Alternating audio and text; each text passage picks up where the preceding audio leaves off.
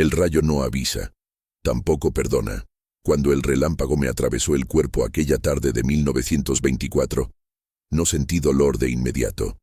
Primero vino el ruido, un estallido seco que me destrozó los oídos desde adentro. Después, el fuego.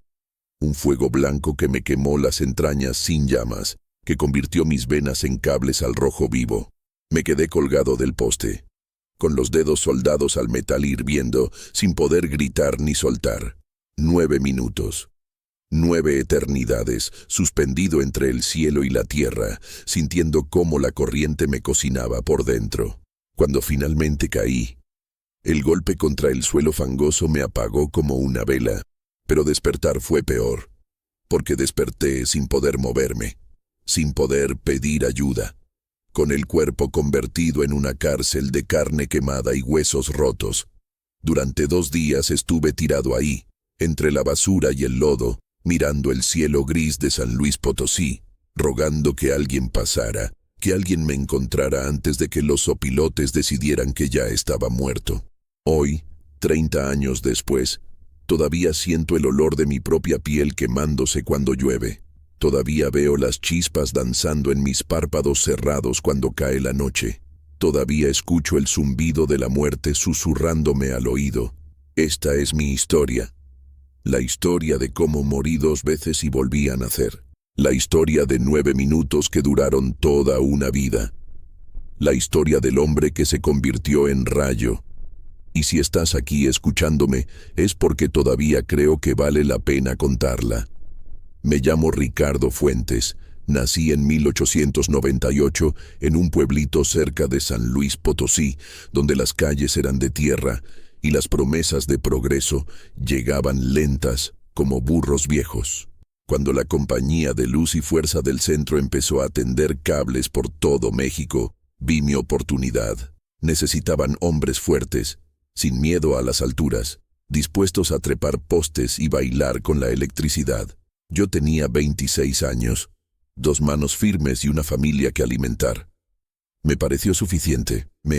Nadie nos explicó bien cómo funcionaba eso de la corriente eléctrica. Nos dijeron que tuviéramos cuidado, que usáramos guantes, que no tocáramos ciertos cables. Pero en 1924, la seguridad era un lujo que no existía para gente como nosotros. Los guantes se rompían. Los arneses eran cuerdas viejas. Las tormentas nos agarraban trabajando porque el supervisor no quería perder un día de instalación. La electricidad era nueva, misteriosa, casi mágica. Pensábamos que si no la veías no te podía matar. Antes de seguir con lo que me pasó aquella tarde del 22 de agosto, necesito pedirte algo. Si esta historia te está atrapando, si sentiste un escalofrío imaginando esos 9 minutos colgado del cable, necesito que le des like a este video. Suscríbete al canal porque tengo más relatos como este. Historias reales de gente común que sobrevivió a lo imposible. Y déjame un comentario diciéndome desde qué país y ciudad me estás escuchando. Quiero saber dónde están ustedes. Quiero saber que no estoy solo en esto de recordar. Ahora sí, déjame llevarte a ese día, al último día de mi vida como el Ricardo que era, al día en que morí por primera vez. ¿Listo para escuchar lo que pasó? Porque una vez que empiece, no voy a parar hasta contártelo todo. La mañana del 22 de agosto amaneció con ese cielo plomizo que te advierte que algo malo viene. El aire olía a tierra mojada aunque todavía no había caído ni una gota. Don Artemio, nuestro capataz, nos reunió a las 6 de la mañana en la plaza principal de Villa de Reyes, un pueblo pequeño a 40 kilómetros de la capital. Éramos 8 operarios y teníamos que terminar de instalar los últimos postes de la ruta antes del fin de semana. La compañía nos presionaba, siempre nos presionaban. Recuerdo que Manuel, un muchacho flaco de 18 años que acababa de empezar con nosotros, miró el cielo y dijo que mejor esperáramos, que la tormenta se veía fea. Don Artemio le contestó con una risotada amarga y le dijo que si tenía miedo de un poco de agua mejor, se regresara con su mamá a vender tamales. Manuel se calló. Todos nos callamos. Necesitábamos el trabajo. Necesitábamos los pesos que nos pagaban cada semana. El miedo no pagaba tortillas. Subimos a la carreta tirada por 2 mulas y nos fuimos hacia el norte, donde los postes nuevos esperaban ser conectados. El camino estaba lleno de piedras y el traqueteo me hacía doler la espalda. A mi lado iba Eugenio, un hombre gordo de 40 años, que siempre tenía un cigarro pegado a los labios. Me ofreció uno, pero lo rechacé. Nunca me gustó fumar. Eugenio se encogió de hombros y se lo fumó él mismo, mirando las nubes que se acumulaban en el horizonte como montañas negras. Llegamos al sitio cerca de las 8.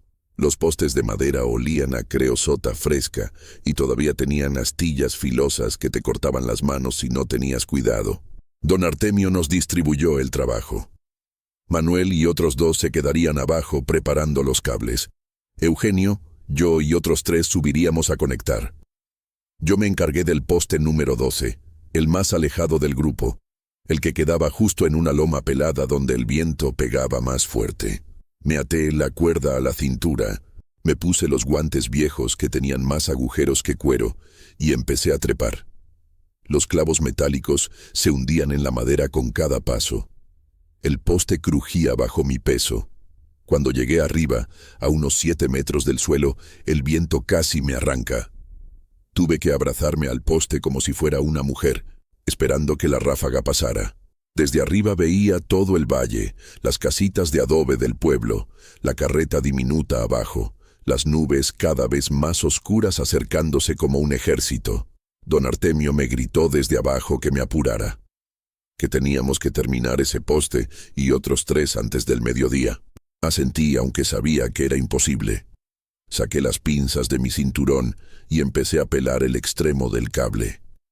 El alambre de cobre brillaba bajo la luz gris.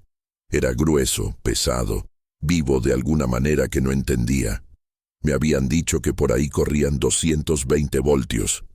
No sabía qué significaba eso exactamente. Solo sabía que era suficiente para prender las luces de todo un pueblo.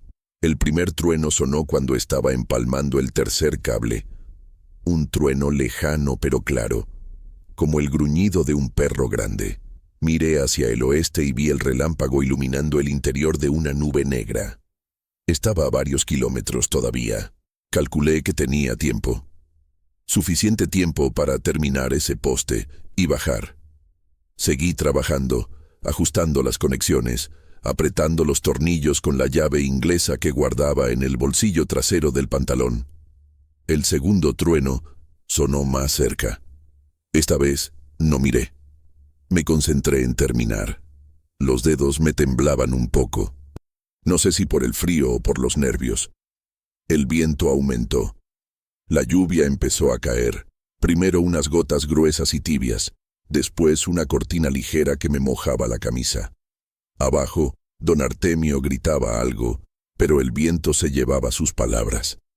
Miré hacia abajo y vi que Manuel y los otros estaban recogiendo las herramientas, corriendo hacia la carreta. Eugenio bajaba de su poste como podía, resbalándose en los clavos mojados. Yo era el único que seguía arriba, el único imbécil que pensaba que podía ganarle a la tormenta. Solo me faltaba conectar el último cable, el cable principal que venía directamente de la subestación del pueblo. Era el cable más grueso, el más peligroso. Me habían dicho que nunca lo tocara sin desenergizar primero el sistema, pero desenergizar significaba caminar de regreso al pueblo, buscar al técnico, esperar horas. Y don Artemio quería el trabajo terminado hoy. Extendí el brazo hacia el cable. Mis dedos rozaron el metal frío y mojado. En ese instante, el tercer trueno explotó directamente sobre mi cabeza. Y después vino el rayo. No hay palabras en español, ni en ningún idioma, que describan exactamente lo que se siente cuando 220 voltios atraviesan tu cuerpo. Los doctores después me dijeron que técnicamente morí 3 veces durante esos 9 minutos, que mi corazón se detuvo, arrancó de nuevo, se detuvo otra vez. Pero lo que yo sentí no fue muerte, fue algo peor. Fue quedarme atrapado en el momento exacto entre estar vivo y estar muerto, suspendido en ese limbo donde tu mente sigue funcionando, Pero tu cuerpo ya no te pertenece. El relámpago entró por mi mano derecha. Eso fue lo primero. Un golpe blanco y caliente que convirtió mis dedos en carbón instantáneamente. Pero la electricidad no se quedó ahí. Viajó. Subió por mi brazo como una serpiente de fuego, retorciéndose por dentro de mis músculos, buscando el camino más rápido hacia la tierra. Sentí cómo cada nervio se iluminaba, cómo cada célula explotaba en miniatura. Mi brazo se contrajo con tanta fuerza que escuché mis propios huesos crujir. Los dedos se cerraron alrededor del cable y no pude abrirlos. Quedé soldado al metal, abrazado a mi propia muerte. La corriente llegó a mi pecho y ahí fue cuando el tiempo se detuvo. Mi corazón se convirtió en un tambor enloquecido, latiendo tan rápido que ya no eran latidos, sino una vibración continua y violenta. Después se detuvo por completo. El silencio dentro de mi pecho fue aterrador, más aterrador que el dolor, porque cuando tu corazón deja de latir, tu cerebro lo sabe. Te das cuenta de que te estás apagando. Traté de gritar, pero mis pulmones estaban paralizados. Traté de soltar el cable, pero mis músculos no respondían. Era un prisionero dentro de mi propio cuerpo carbonizado. Los ojos se me abrieron tanto que sentí que se me iban a salir de las órbitas. Veía todo con una claridad espantosa.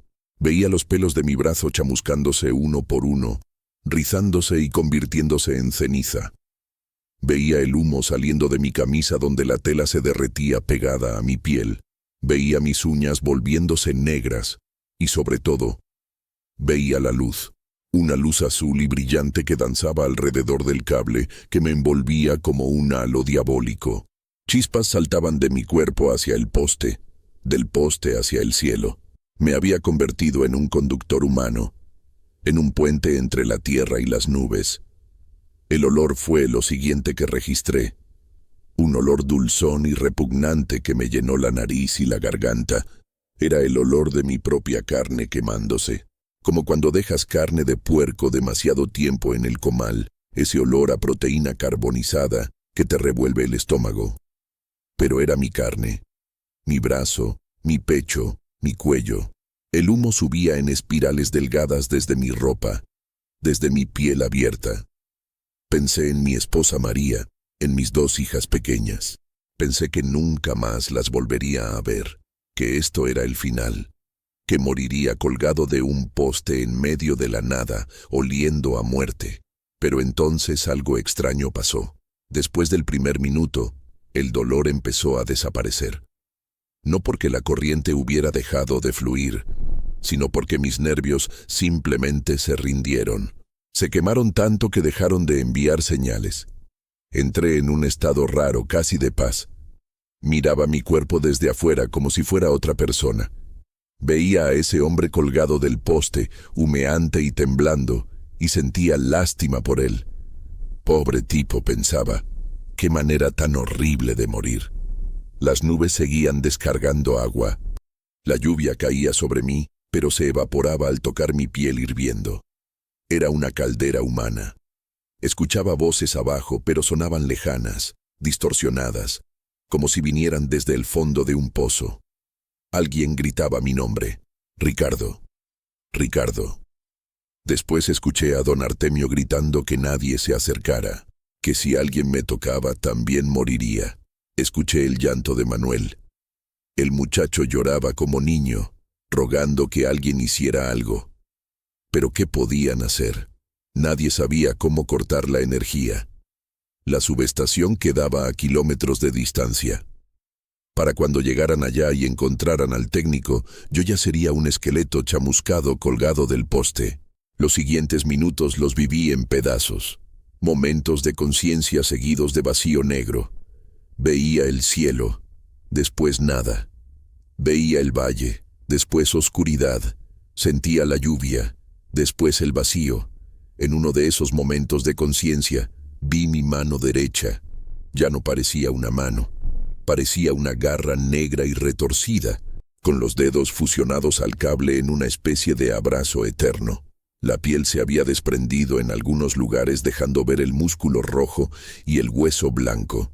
Gotitas de grasa derretida caían de mi codo. Fue en ese momento cuando decidí que estaba muerto, que esto ya no era vida, que lo que quedaba de mí era solo un cascarón esperando caer. Y entonces, después de lo que me dijeron fueron 9 minutos, pero que para mí fueron 9 eternidades, el cable cedió. No sé qué pasó exactamente, tal vez el calor derritió el empalme, tal vez la vibración aflojó los tornillos, o tal vez Dios tuvo piedad. El caso es que el cable se soltó del poste con un chasquido metálico y yo caí. 7 metros de caída libre con el cuerpo completamente rígido. No pude mover los brazos para amortiguar el golpe. Caí de espaldas, directo sobre un charco de lodo y piedras. El impacto me sacó el poco aire que quedaba en mis pulmones. Escuché algo romperse dentro de mí, algo importante, y después solo hubo silencio y oscuridad. Cuando abrí los ojos, la lluvia me caía directo en la cara. No sabía cuánto tiempo había pasado. Podían ser minutos u horas. El cielo seguía gris, pero la tormenta había perdido fuerza. Caía una llovizna fina y fría que me lavaba la sangre y el hollín. Traté de moverme y no pude, ni un dedo, ni un párpado, nada. Mi cuerpo estaba completamente paralizado de la cabeza a los pies. Solo podía mover los ojos. Giré la mirada a la izquierda y vi el poste todavía de pie, con el cable colgando como una serpiente muerta. Giré a la derecha y vi basura, piedras, un pedazo de mi camisa arrancado y tirado a 1 metro de distancia. No vi a nadie. Estaba completamente solo. El pánico llegó despacio, como una marea subiendo.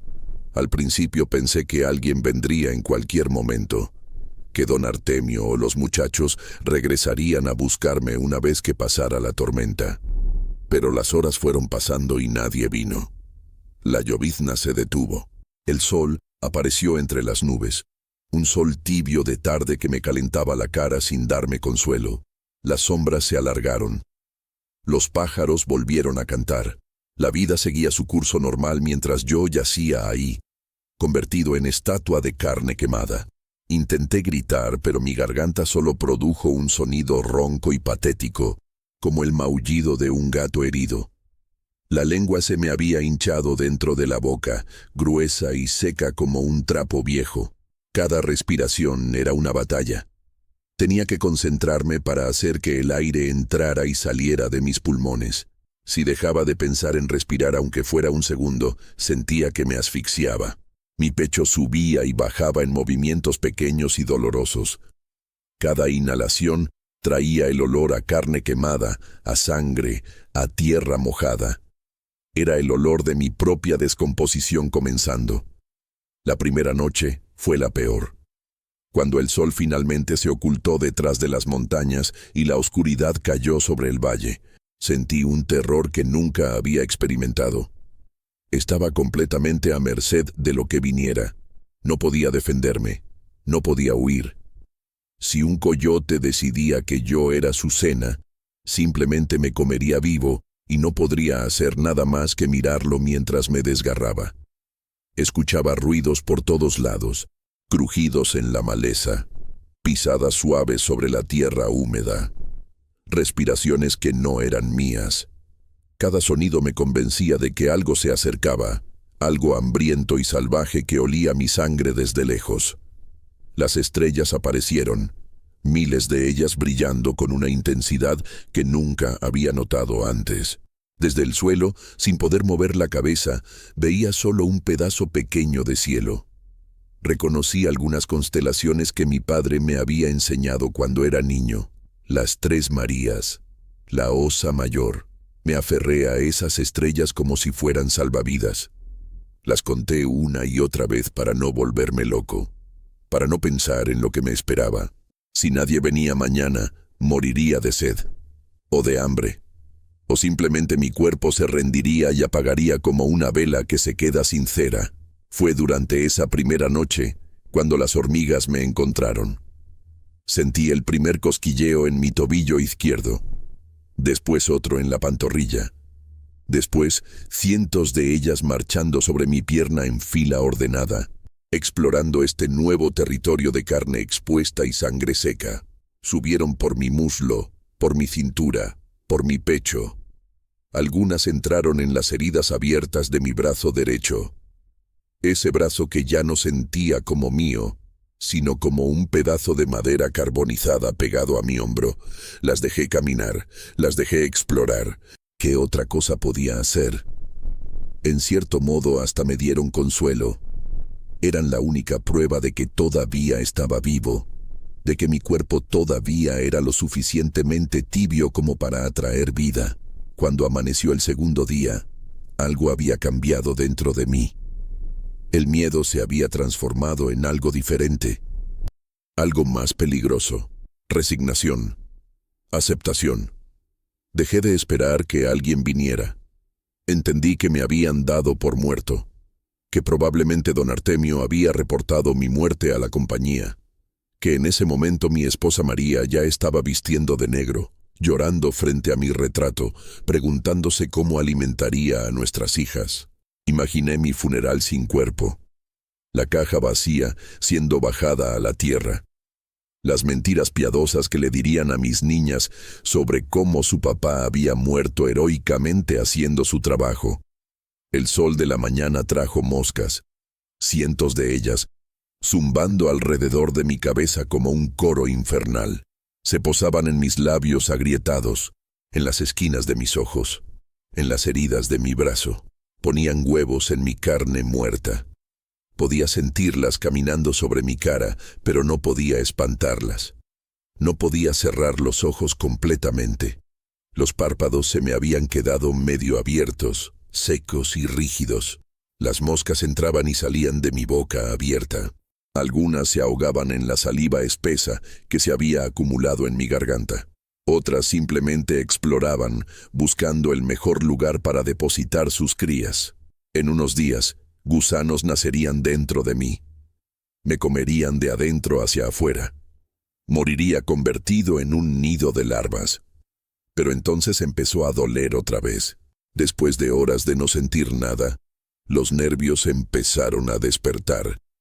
Y con ellos vino un dolor que superaba cualquier cosa que hubiera experimentado colgado del poste.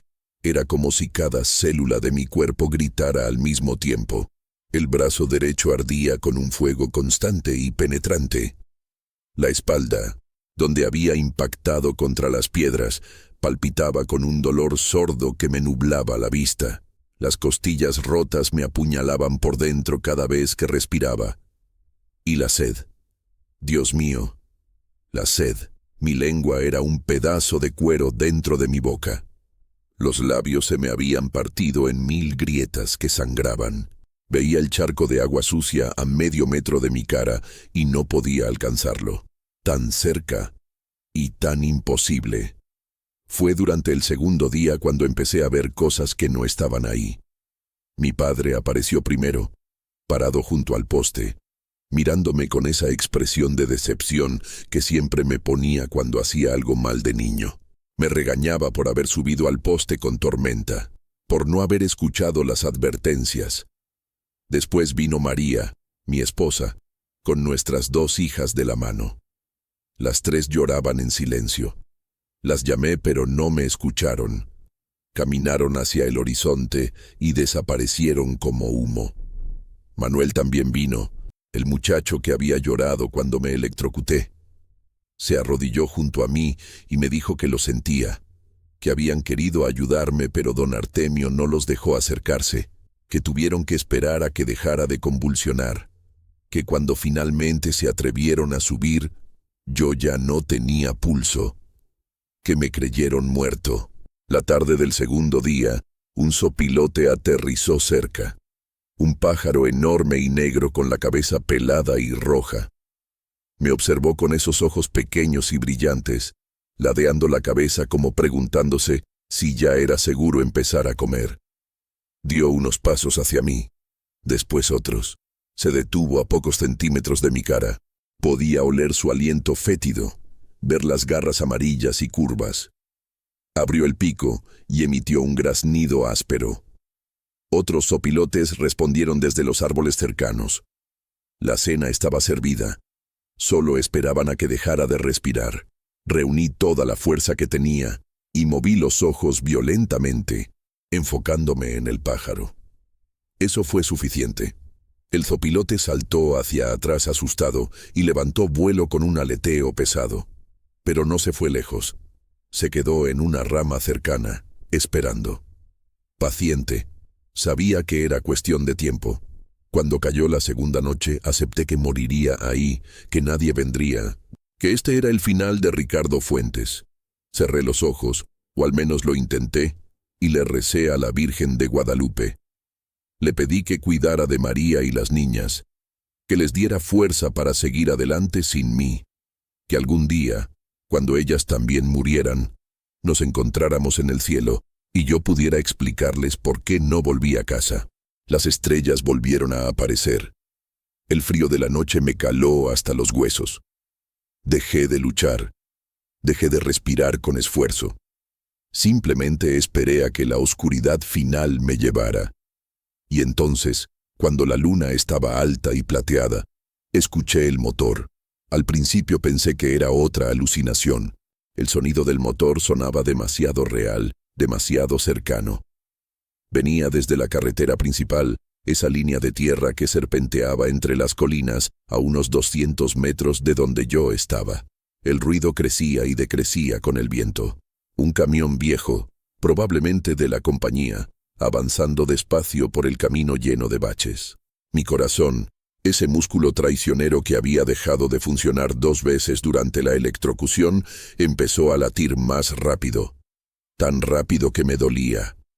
Intenté gritar, pero lo único que salió fue un gemido débil que apenas se escuchaba sobre el canto de los grillos. El camión seguía avanzando. Se iba a ir.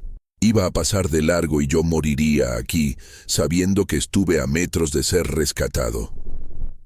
Reuní cada gramo de energía que me quedaba, cada gota de voluntad que aún vivía en algún rincón profundo de mi ser destrozado. Moví la lengua dentro de mi boca seca, hasta que encontré un poco de saliva. Tragué aunque me raspó la garganta como vidrio molido. Tomé aire, todo el que mis pulmones rotos pudieron contener, y grité. No fue un grito fuerte, no fue el grito desesperado de un hombre al borde de la muerte que merecía ser. Fue apenas un sonido ronco y quebrado, algo entre un gemido y un susurro. Pero lo di todo, absolutamente todo lo que tenía. El motor siguió sonando. El camión no se detuvo. Lo escuché alejarse poco a poco hasta que solo quedó el silencio de la noche y mi respiración agitada.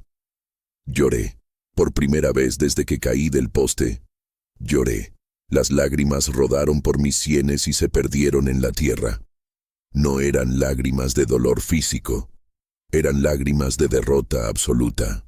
De saber que había estado tan cerca de la salvación y la había perdido, que esta era realmente mi tumba.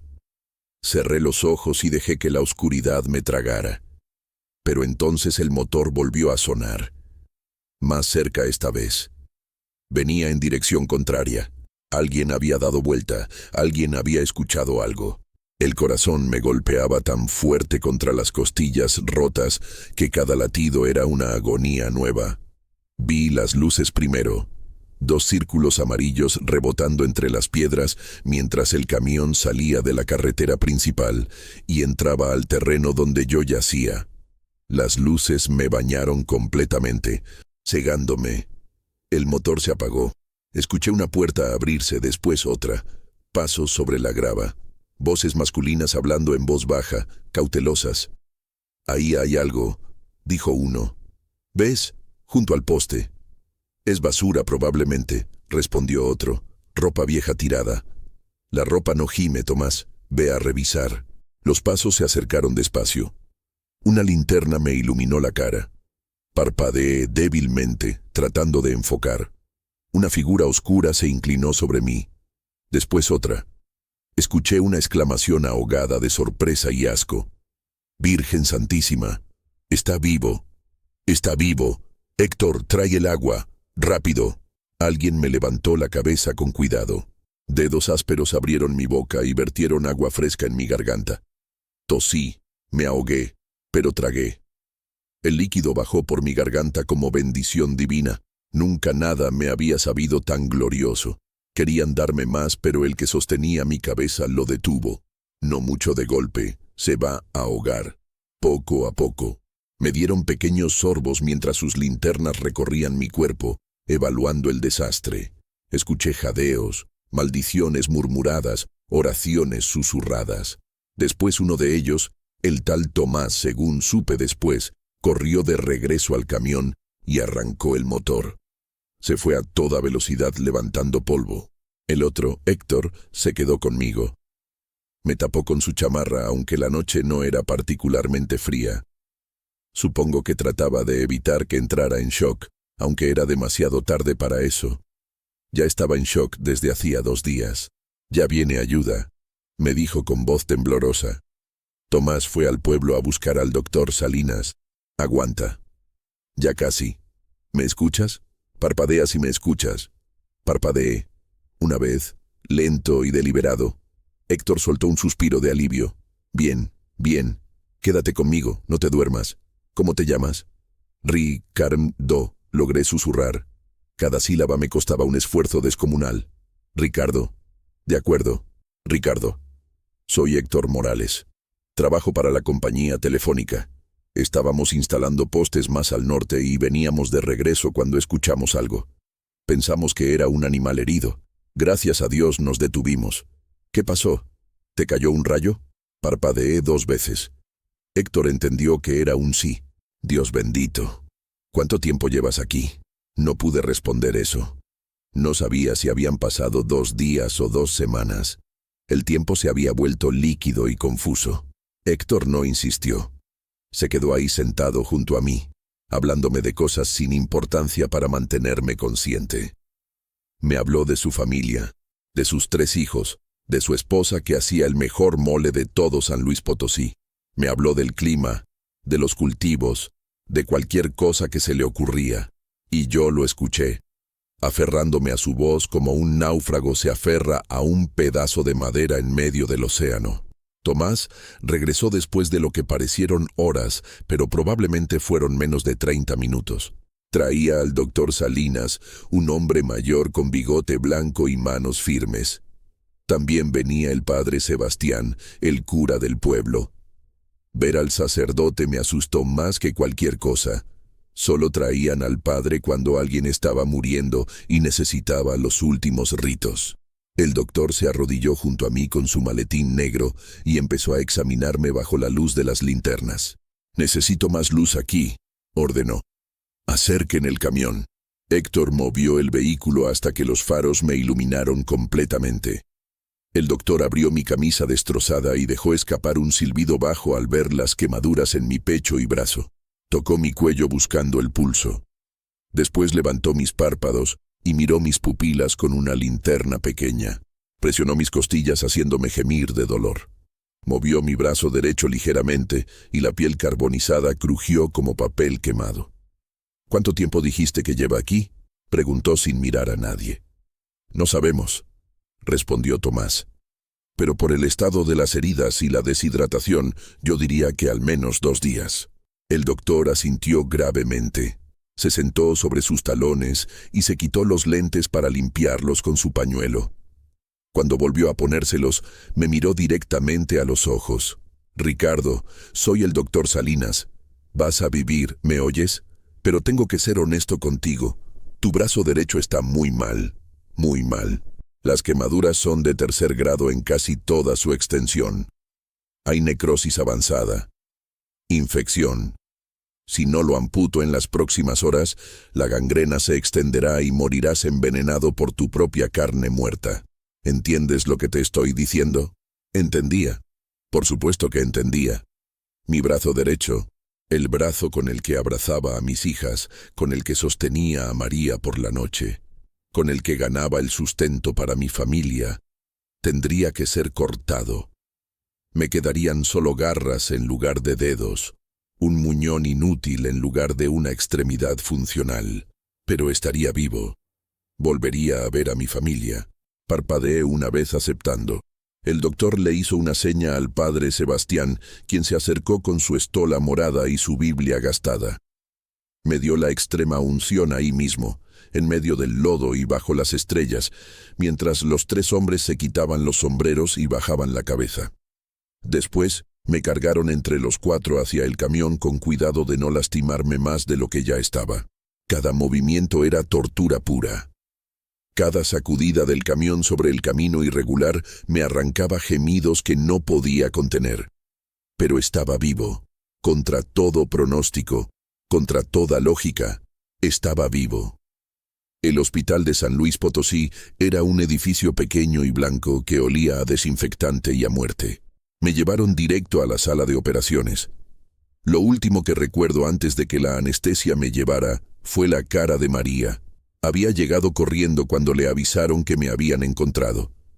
Tenía los ojos hinchados de tanto llorar y el vestido negro que usaba para el luto. Me tomó la mano izquierda, la única que todavía funcionaba, y me apretó los dedos con fuerza. «Te amo», susurró. «Vuelve conmigo». Después solo hubo oscuridad, pero esta vez era una oscuridad diferente. No era la oscuridad de la muerte acechando. Era la oscuridad del descanso, del sueño profundo y necesario. Dejé que me llevara. Desperté 3 días después en una habitación blanca que olía a alcohol y a sudor ajeno. El techo tenía una grieta en forma de río que recorría de una esquina a otra. La seguí con la mirada durante varios minutos antes de darme cuenta de que no sentía mi brazo derecho. Bueno, eso no es exactamente cierto. Lo sentía, pero cuando giré la cabeza para mirarlo, solo había vendajes gruesos envolviendo un muñón que terminaba justo debajo del codo. Mi cerebro tardó varios segundos en procesar lo que veían mis ojos. Seguía sintiendo los dedos, sentía comezón en la palma, sentía el peso del brazo completo colgando a mi costado, pero no estaba ahí. Nada de eso estaba ahí. Un grito se atoró en mi garganta. No salió porque no tenía fuerzas para gritar.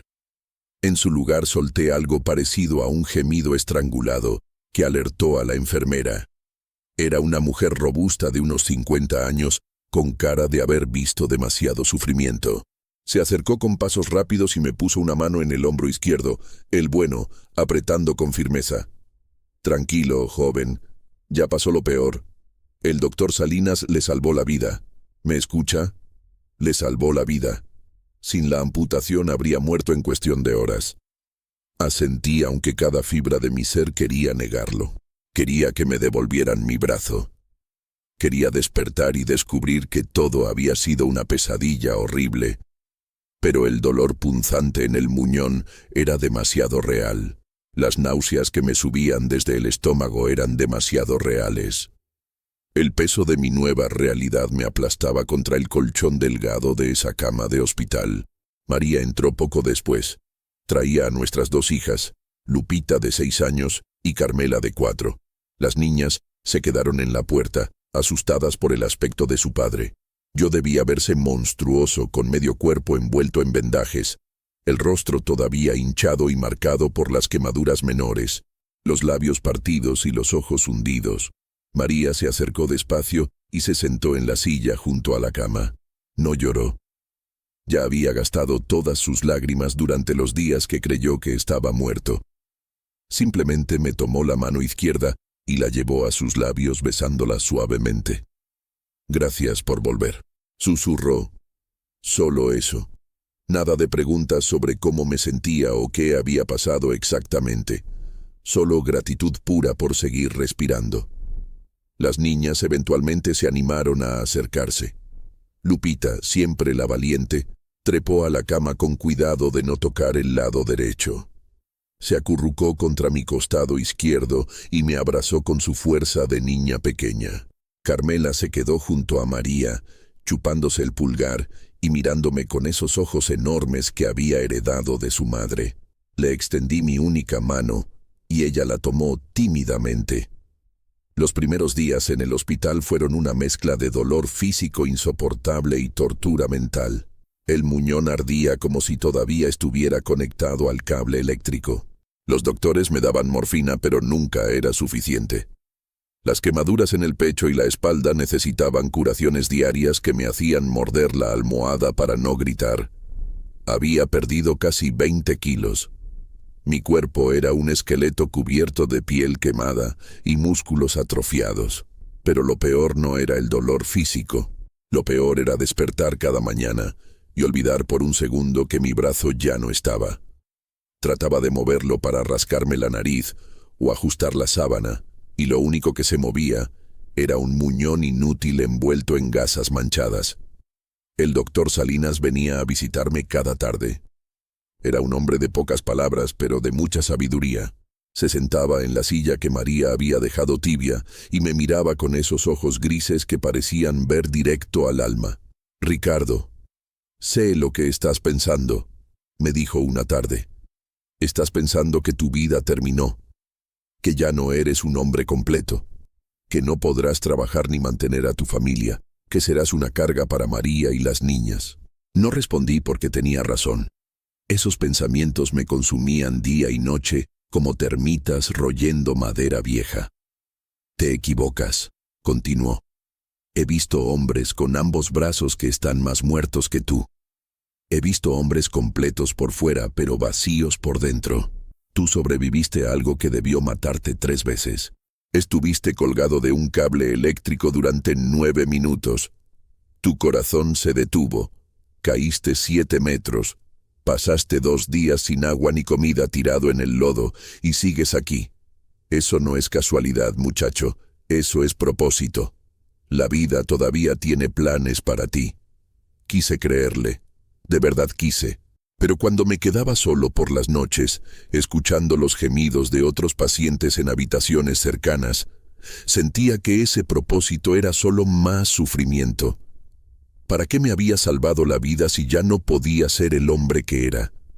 No podía trepar postes, no podía cargar herramientas pesadas, no podía ni siquiera vestirme solo sin ayuda. Era un inútil, un desecho humano que había sobrevivido por pura terquedad. Pero María pensaba diferente. Cada día llegaba temprano y se quedaba hasta que las enfermeras la echaban. Me ayudaba a comer porque mis manos temblaban tanto que no podía sostener la cuchara. Me lavaba la cara con paños húmedos. Me leía el periódico aunque yo apenas prestaba atención. Y hablaba. Hablaba de todo y de nada.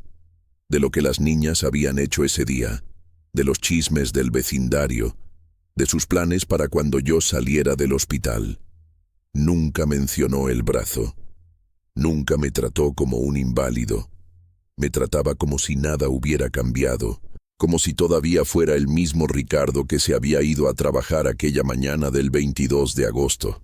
Pasaron 3 semanas antes de que me permitieran irme a casa.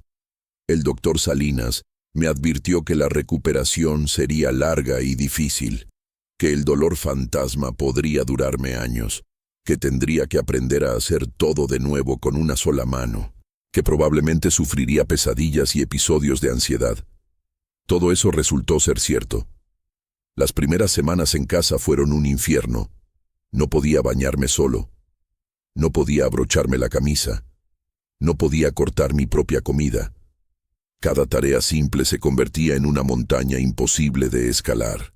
Me frustraba hasta las lágrimas intentando atar mis zapatos con una mano. María me compraba camisas sin botones. Me preparaba la comida ya cortada como si fuera un niño pequeño. Lo peor llegó cuando la compañía eléctrica me mandó llamar. Don Artemio vino personalmente a la casa, con su sombrero en las manos y la cabeza gacha. Me dio un sobre con dinero, una compensación ridícula por haber perdido mi brazo en su maldito poste.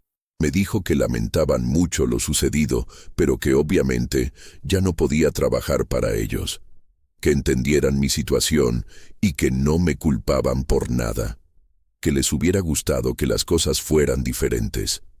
Lo escuché sin decir palabra. Cuando terminó su discurso ensayado, tomé el sobre con mi mano izquierda y cerré la puerta en su cara. Esa noche lloré por primera vez desde el accidente. Lloré por el hombre que había sido. Lloré por los sueños que había tenido. Lloré por mi familia que ahora dependería de la caridad ajena. Pero algo cambió después de esa noche. Algo se endureció dentro de mí. Decidí que no me rendiría, que encontraría la manera de seguir adelante aunque fuera con un solo brazo. Empecé a practicar. Me pasaba horas tratando de escribir con la mano izquierda hasta que las letras dejaron de parecer garabatos de borracho. Aprendí a vestirme usando trucos que inventaba sobre la marcha. Descubrí que podía usar los dientes para sostener cosas mientras las manipulaba con la mano. María me consiguió trabajo en la tienda de abarrotes de su primo, acomodando mercancía y atendiendo el mostrador. No era el trabajo que yo quería, pero pagaba suficiente para comprar frijoles y tortillas. Los meses pasaron convirtiéndose en años. Las cicatrices se desvanecieron un poco, aunque nunca desaparecieron completamente. El muñón sanó dejando una piel rosada y arrugada que me recordaba cada día lo que había sobrevivido. El dolor fantasma se volvió menos frecuente, pero nunca se fue del todo. Todavía había noches en que despertaba gritando, sintiendo la electricidad recorriendo mi cuerpo inexistente. Todavía había días en que el sonido de un trueno me hacía temblar como niño asustado. Pero seguí adelante, por María, por Lupita y Carmela, por mí mismo. Años después, cuando mis hijas ya eran mujeres jóvenes con sus propias vidas, Lupita me preguntó si me arrepentía de haber subido a ese poste aquel día de agosto, si hubiera hecho algo diferente sabiendo lo que vendría después. La miré por largo rato antes de responder. Pensé en todos los años de dolor y frustración. Pensé en las oportunidades perdidas y los sueños rotos. Pero también pensé en las mañanas despertando junto a María, en los cumpleaños de mis hijas, en los nietos que eventualmente llegaron, en cada puesta de sol que había visto desde entonces, en cada tortilla caliente que había comido, en cada abrazo que había dado con mi único brazo. No, le dije finalmente, no cambiaría nada, porque todo eso me trajo hasta aquí, hasta este momento contigo. Han pasado 30 años desde aquella tarde en que el rayo decidió que yo sería su conductor. 30 años desde que pasé 2 días tirado en el lodo esperando la muerte. Hoy tengo 56 años, canas en el pelo que me queda y un muñón que duele cuando va a llover. Pero estoy aquí. Todavía respiro. Todavía abrazo a mi esposa cada noche. Todavía veo crecer a mis nietos. Eso es más de lo que muchos hombres completos pueden decir. La gente me pregunta cómo lo hice. ¿Cómo sobreviví 9 minutos electrocutado, 2 días sin agua, la amputación, la desesperación? La verdad es que no lo sé. No hay una respuesta simple. No fue valentía ni fuerza sobrehumana. Fue terquedad pura. Fue María diciéndome cada día que todavía me necesitaba. Fueron mis hijas mirándome como si yo fuera un héroe, aunque me sintiera como un fracaso. Fue decidir cada mañana que valía la pena intentarlo un día más. Si mi historia te enseña algo, que sea esto: la vida no termina cuando pierdes algo. Termina cuando dejas de pelear. Yo perdí mi brazo, pero gané algo más valioso. Gané la certeza de que soy más fuerte de lo que jamás imaginé. Y tú también lo eres. Recuérdalo cuando la tormenta llegue a tu vida. Porque siempre llega, pero también siempre pasa. Gracias por escuchar la historia de este viejo electricista que un día tocó el cielo y vivió para contarlo.